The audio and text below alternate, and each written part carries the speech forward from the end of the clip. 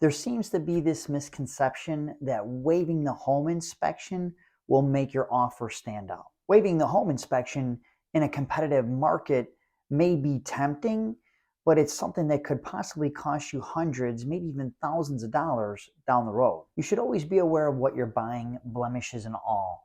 A home inspection is your best chance at getting an unbiased assessment of your future home. With a home inspection, you'll gain substantial knowledge about the home, including its strengths and its deficiencies. If major issues are found during the home inspection, you're able to address them with the seller rather than be stuck with a house that's a money pit. If minor issues are uncovered in the inspection, you want to at least be in the know so that this way you can address those issues over time, or at least set aside money in case if they become bigger in the future.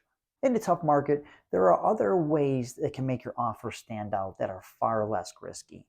Please get together with your real estate agent so they can help you go over some ideas to help sweeten your offer. If you have any home inspection questions or need a home inspector, you can reach out to me anytime at 773-403-3298.